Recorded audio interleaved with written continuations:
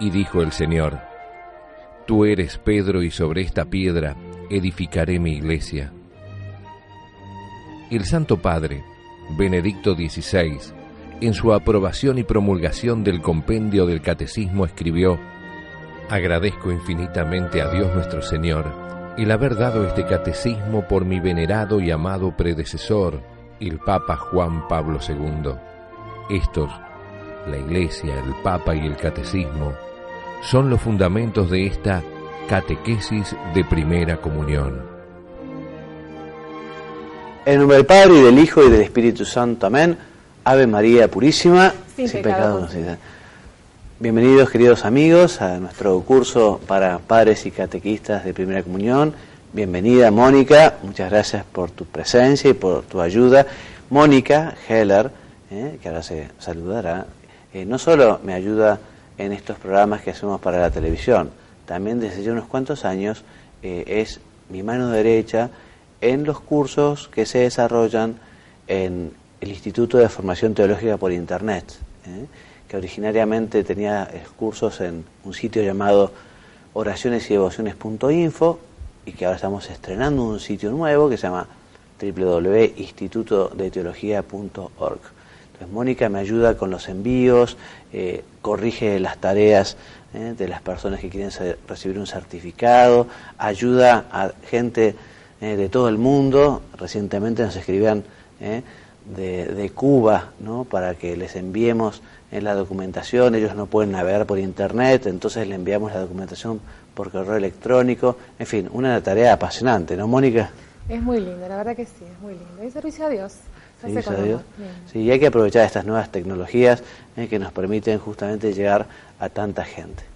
Hoy vamos a hablar de la historia del rey David, una historia impresionante. Por eso, padres y catequistas, les recomendamos que no se queden solo con la historia sagrada para chicos, sino que aprovechen para tomar la Biblia, el original, leer despacio y meditar la palabra de Dios. Y la historia dice así: Saúl empezó gobernando más o menos bien, pero pronto desobedeció a Dios. Dios le habló entonces a Samuel, que era ya viejo, diciéndole que debía nombrar otro rey para Israel, que ese rey no iba a reinar todavía sino más adelante, y sería uno de los 7 hijos de Jesé, un paisano que tenía campo en Belén. Samuel se fue a lo de Jesé y le pidió que le presentara a sus hijos. El mayor resultó un mocetón bien plantado, alto y medio colorado de cara. Samuel pensó que tenía facha de rey, pero Dios indicó que ese no era. Así fueron pasando los demás y Dios no señaló a ninguno de ellos. Una vez que pasó el último, Samuel le preguntó a José: ¿estos son todos tus hijos, don? No, contestó Jesé, falta el menor que anda cuidando la majada, pero es muy chico todavía. No importa, dijo Samuel, mándalo venir. Al rato llegó David, que era un muchachito rubio, con la afición de cantar. Estaba encargado de rondar las ovejas y se la pasaba cantando todo el día, acompañándose con una arpa parecida a la arpa paraguaya, pero más chica. El mismo David componía las canciones que cantaba y en ellas celebraba las grandezas de Dios y recordaba la historia de su pueblo. Las canciones que componía David se llamarían salmos y se cantan todavía en las iglesias. En cuanto el chico entró, Dios le comunicó a Samuel: este es mi candidato, ungilo para rey. La ceremonia de ungir consistía en echarle a uno aceite en la cabeza, pronunciando unas palabras que Samuel conocía y yo no. Eso hizo Samuel con David, y David quedó ungido rey, pero nadie lo sabía porque no había llegado el momento de que asumiera el mando. Era algo así como un presidente electo antes de recibir la banda y el bastón que usan los presidentes. El reinado de Saúl cada vez andaba peor. Se le presentó Samuel y le dijo: Rey, Dios está muy disgustado con vos. Tu reinado acabará mal y no será tu hijo el que lo herede. Dios ya te eligió sucesor. Saúl se puso furioso. La rabia se convirtió para él en una enfermedad. Le daban ataques y rompía todo lo que tuviera a mano. En la corte, alguno propuso que buscaran a alguien que supiera tocar música suave para calmar al rey cuando le daba el ataque. Como habían oído hablar de David y de las canciones que cantaba, lo mandaron buscar. Santo remedio. Al rey le venía el ataque, David empezaba a puntear en el arpa algún salmo y Saúl se calmaba enseguida.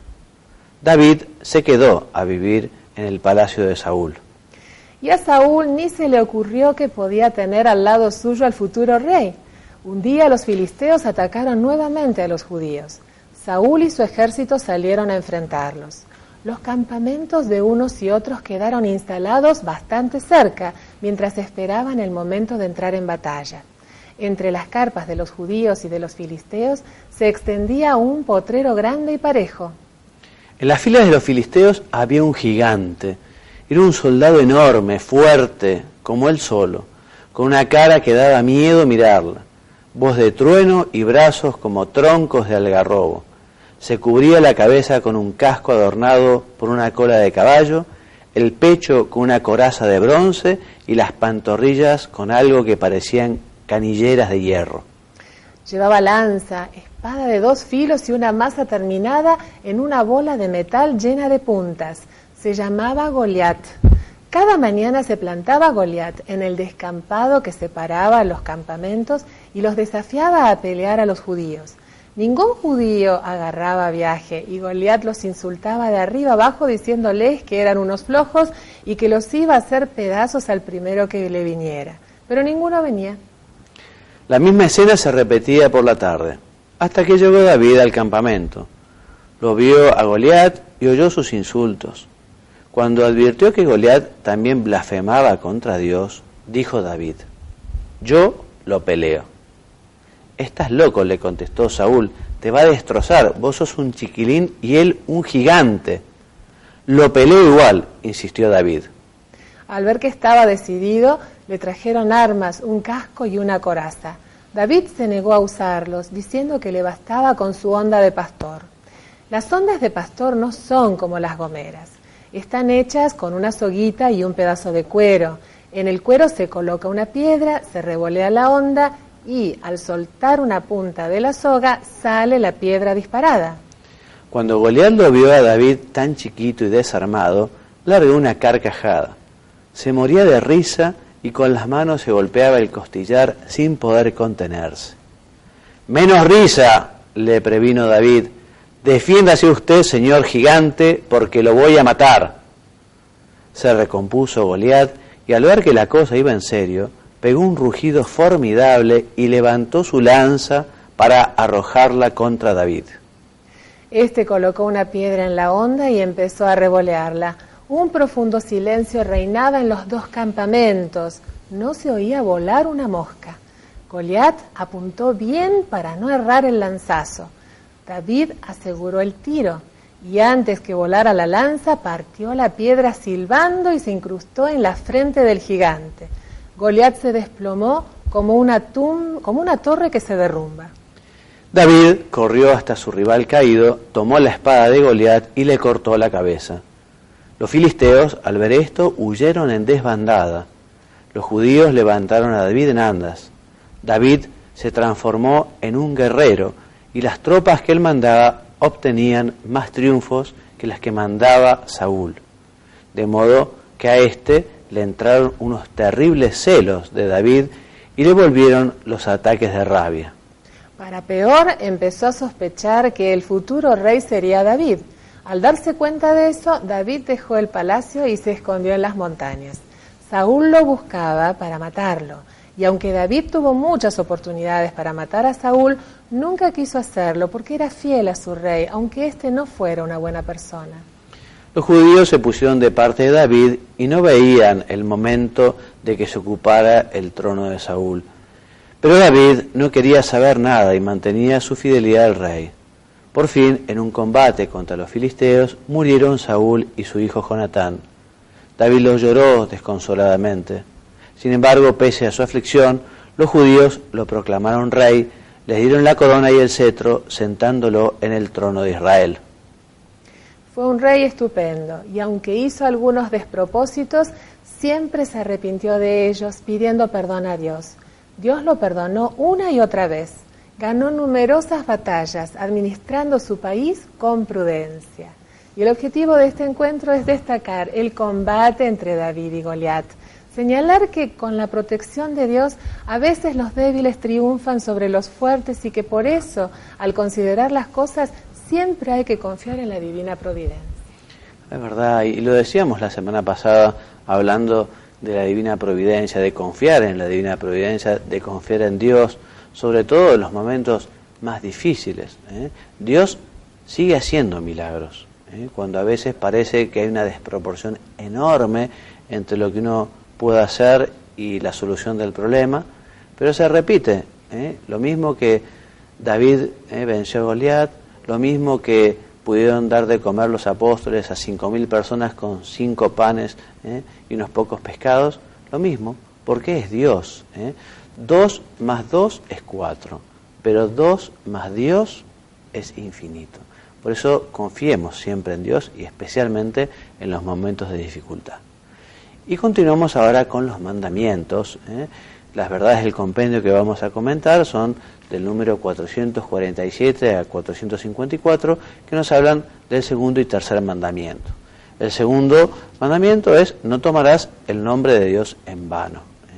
Evidentemente no se tratan de las letras D, I o S, sino de lo que representa el nombre de Dios, ¿no? Como una bandera no es sencillamente un pedazo de género, sino que una bandera está representando una nación. Entonces, cuando nosotros hablamos del nombre de Dios, estamos haciendo referencia justamente a quién es Dios. Por eso se nos invita a respetar el nombre de Dios, a pronunciarlo con amor, con reverencia, a decir el nombre de Dios para alabarlo. Se respeta la santidad del nombre de Dios invocándolo, bendiciéndole, alabándolo y glorificándole. Lo que sí ha de evitarse es abusar del nombre de Dios. Por ejemplo, Mónica, ¿y cuáles son los pecados contra este segundo mandamiento de la ley de Dios? Como la blasfemia, que por su misma naturaleza es un pecado grave, la imprecación y la infidelidad a las promesas hechas en nombre de Dios. La blasfemia es insultar a Dios. Imprecar quiere decir desearle el mal a alguien, ¿no? Es cuando uno desea el mal a Dios. Y la infidelidad es justamente el no cumplir aquello que uno ha prometido. Por eso las promesas, los votos, hay que cumplirlas. También Mónica atenta contra este segundo mandamiento. Está prohibido jurar en falso, porque supone invocar a Dios como testigo de una mentira. Exactamente, por eso a veces yo pregunto, bueno, ¿jurar está bien o está mal? Y depende. Está mal si uno jura algo falso o algo que no tiene importancia. Si uno jura algo que es verdadero y que realmente es importante, es bueno poner a Dios por testigo. ¿Y qué es el perjurio? El perjurio es hacer bajo juramento una promesa con intención de no cumplirla o bien violar la promesa hecha bajo juramento. Es un pecado grave contra Dios, que siempre es fiel a sus promesas. Muy bien. Entonces, y el tercer mandamiento es: santificarás las fiestas. Todos recordarán que cuando Dios le da a Moisés las tablas de la ley, el pueblo elegido comienza a santificar el sábado. Después, con la venida de Jesucristo, que es lo que explicaremos a continuación, comenzamos nosotros a celebrar el domingo porque es el día de la resurrección. Bueno, ¿por qué entonces Dios eligió el sábado, Mónica? En este día se hace memoria del descanso de Dios, el séptimo día de la creación, así como de la liberación de Israel de la esclavitud de Egipto y de la alianza que Dios hizo con su pueblo. Jesús reconoce la santidad del sábado y con su autoridad divina le da la interpretación auténtica. El sábado ha sido instituido para el hombre y no el hombre para el sábado. Exactamente. Pero para los cristianos, como les decía, luego nosotros hemos pasado al día domingo, el día de la resurrección del Señor, también para diferenciar lo que era la antigua alianza de la nueva alianza. Y así el domingo es el primer día de la semana, recuerda la primera creación, como el octavo día, o sea que sigue el que sigue al sábado, o sea, significa la nueva creación inaugurado con la resurrección de Cristo. Yo les recomiendo vivamente que no dejen leer una carta del Santo Padre Juan Pablo II, sobre el día domingo. Se llama el Día del Señor, Dies Domini. La verdad que para mí fue un verdadero descubrimiento, me ayudó a ver y a vivir el domingo de una manera diferente, porque el Santo Padre nos dice muchas cosas muy interesantes para tener en cuenta el domingo, que realmente debe ser el Día del Señor, realmente tiene que ser un día para dar gloria a Dios, un día para rezar, un día para que la familia también esté orientada justamente al descanso junto con Dios, para su adoración, para su alabanza. Entonces, el domingo, nosotros santificamos el domingo. Y lo que llamamos fiestas de guardar, que son algunas pocas fiestas durante el año que nosotros las celebramos porque son muy importantes. Cada país, así lo dice el Código de Derecho Canónico, determinará cuáles son estas fiestas de guardar. O sea, las fiestas de guardar, que no son domingo, para la Argentina son el 8 de diciembre, el 25 de diciembre, el 1 de enero y el 15 de agosto. Solo 4 días que no son domingos, son fiestas de guardar, y estamos llamados a ir a misa, porque nosotros celebramos el Día del Señor fundamentalmente asistiendo a la Santa Misa y también descansando en el Señor. Aquí nos lo dice. Yo leo el principio y vos seguís, Mónica. Los cristianos santifican el domingo y las demás fiestas de precepto, participando en la Eucaristía del Señor y absteniéndose de las actividades que les impidan rendir culto a Dios o perturben la alegría propia del Día del Señor o el descanso necesario del alma y del cuerpo. Exactamente. Se permiten, en cambio, las actividades relacionadas con las necesidades familiares, los servicios de gran utilidad social, siempre que no introduzcan hábitos perjudiciales a la santificación del domingo, a la vida de familia y a la salud. Y también es muy importante que los cristianos pongamos los medios para que la autoridad civil siga respetando el domingo como día de descanso. Hoy por hoy son muchísimos los negocios que están abiertos, muchísima gente la que tiene que trabajar, entonces ya el domingo ha perdido en parte justamente esta idea que sea un día consagrado al Señor para el descanso. Por eso los cristianos tenemos que tratar de poner los medios para que la autoridad civil respete el domingo y que sea un día para el Señor, un día para la familia, un día de adoración. Muy bien. Vamos a pasar entonces a los consejos que Mónica nos da habitualmente, que están especialmente dirigidos para ustedes, padres y catequistas. Gracias, Padre Juan María. Yo quería seguir con una reflexión, ¿no?, con respecto a la disponibilidad y la docilidad de todo catequista. Tenemos muy presente este versículo que lo vamos a leer juntos. Dice Jesús: tengo que anunciar la buena nueva del reino de Dios, para esto he sido enviado. Lo leemos en capítulo 4 de Lucas, versículo 43. Y esto lo tenemos muy, muy presente los catequistas, porque nosotros no vamos a dar opiniones personales en un encuentro de catequesis, ni ideologías conocidas, sino es la palabra de Dios, es lo que nos enseña la Iglesia, que es nuestra Santa Madre y Maestra. Debemos ser fieles a las enseñanzas. Y cuando nuestro Señor Jesucristo nos confía este ministerio, nos introduce a seguirlo, nos invita a seguirlo, Él nos acompaña en todo momento. Pero tenemos que saber algo que es una realidad y que nadie está libre de que tenga algún tipo de dificultad. Pero de todas maneras, por suerte, sabemos que Él está acompañándonos en todo momento y lugar. Nada sucede sin que Él no lo sepa. Entonces, nosotros tenemos que apoyarnos, los catequistas, y en general, porque esto nos sirve a todos, más allá de que seamos o no catequistas, ¿no?, en la oración frecuente, ahí lo vamos a percibir bien vivo y presente a nuestro Señor. Eucaristía y reconciliación, Eucaristía, y quiero compartir con ustedes esta frase chiquita de San Alfonso María de Ligorio, que dice: no comulgamos porque ya somos buenos, sino para no dejar de querer serlo. Y los catequistas en particular tenemos algo que tenemos que aprovechar, y esto tal vez vaya y sea ideal para los que recién se inician y que tal vez no están muy en confianza con el equipo de catequistas. Contamos con eso, con el grupo de catequistas que siempre nos van a dar esa palabra de aliento, esa ayuda para cualquier dificultad que podamos llegar a tener de pronto en el grupo o en la vida misma.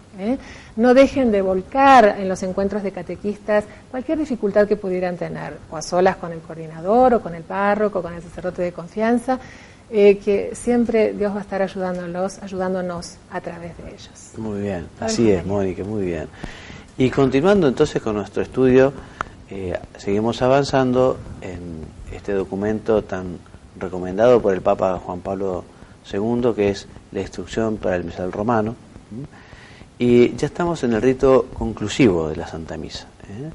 Y al rito de conclusión pertenecen, por un lado, dar breves avisos, si fuera necesario, el saludo y la bendición del sacerdote, que en algunos días y en ocasiones se enriquece y se expresa con la oración sobre el pueblo o con otras fórmulas más solemnes. Aquí vemos la foto del sacerdote justamente cuando va a dar una bendición más solemne al terminar la misa. Y la despedida del pueblo por parte del diácono, que dice, bueno, ite misa es, podéis ir en paz, que lo dice el diácono o el sacerdote, para que cada uno regrese a sus tareas alabando y bendiciendo a Dios. El beso del altar por parte del sacerdote y del diácono, y luego la inclinación profunda al altar por parte del sacerdote, del diácono y de los otros ministros. Y así terminamos esta parte de este documento que hemos recorrido así muy rápidamente, ¿no? Las partes de la misa.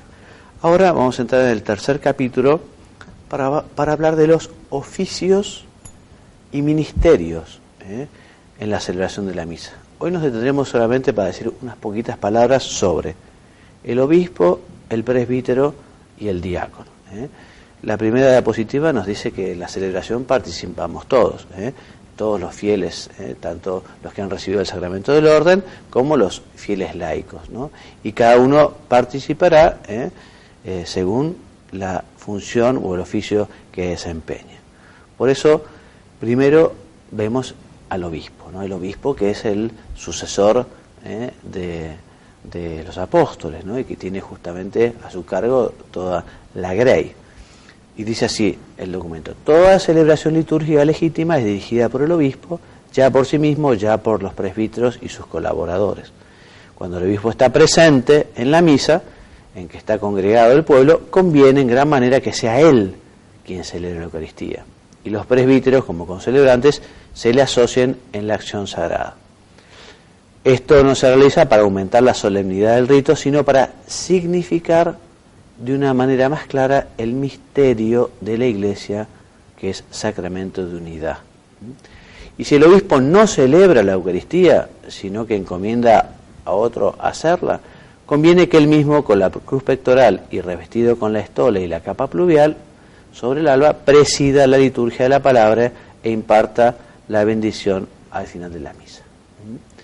¿Y qué nos dice entonces la instrucción sobre el presbítero, Mónica? Dice: también el presbítero, que en la Iglesia, en virtud del orden sagrado, tiene la facultad de ofrecer el sacrificio in persona Christi, preside por eso aquí y ahora al pueblo fiel congregado. Dirige su oración, le proclama el mensaje de salvación, asocia así al pueblo ofreciendo el sacrificio a Dios Padre por Cristo en el Espíritu Santo, da a sus hermanos el pan de vida eterna y participa del mismo con ellos.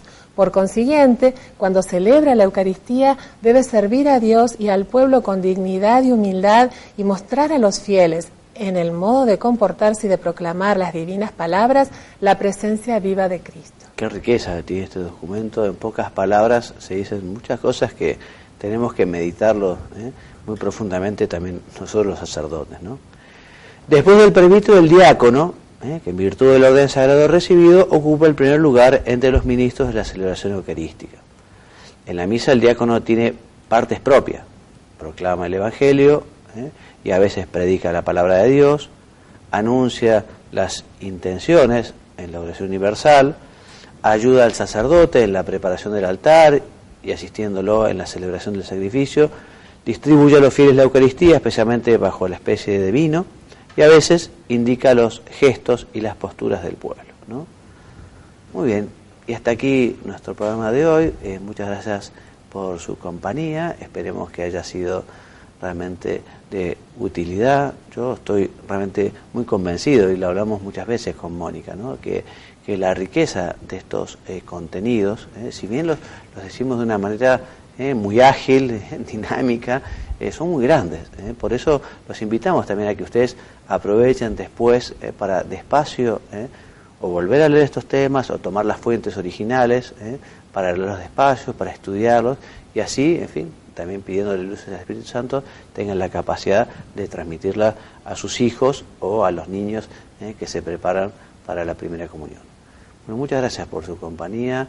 Esperemos que esto les sea de gran utilidad. Dios mediante, la semana que viene tendremos ya nuestro programa número 15. 15 de 40, que son las lecciones de este curso. Que Dios los bendiga y los haga muy santos. Si Dios quiere, nos vemos la semana que viene. Hasta luego y gracias. Y dijo el Señor: Tú eres Pedro, y sobre esta piedra edificaré mi iglesia. El Santo Padre, Benedicto XVI, en su aprobación y promulgación del compendio del Catecismo escribió: Agradezco infinitamente a Dios nuestro Señor el haber dado este catecismo por mi venerado y amado predecesor, el Papa Juan Pablo II. Estos, la Iglesia, el Papa y el Catecismo, son los fundamentos de esta catequesis de primera comunión.